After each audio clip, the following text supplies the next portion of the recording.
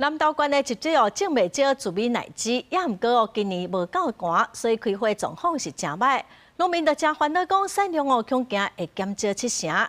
公所是表示講會來協助農民來爭取天然災害補助，來減少因的損失。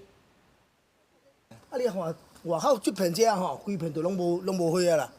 你無看這片，驚這草也個生，真個草啊爾。一年才收成一屆的奶子，速反上無啥開花。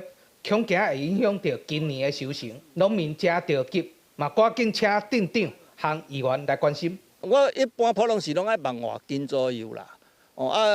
今年預估的時陣，講起來講超300-400斤爾啦。伊拄得要吐的時陣，溫度關起來當無叮當，後擺這攏完全無。這是較早吐一絲啊，所以吐較重呢，溫度懸，伊嘛已經袂過長啦。這種後擺生起來乃是甜哩粒啊，過來攏結規去，沒有商業價值的對。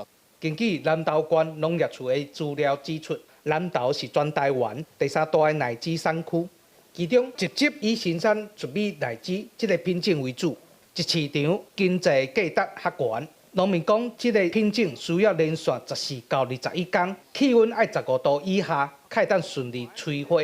不過今年的寒冷，冷的天數還無夠，所以糯米奶子種的開花較少，今年尚無會減少7成的產量。咱種植的產地攏總有70幾公頃，農民期待一年要收成的時陣，結果攏無開花，無開花就無收成，所以這嚴重影響咱農民的生計安尼。這當然無放後當，咱會使用上帝個可以實際上的補助可以重新啟動一個生產機制，讓每年也更好的收成。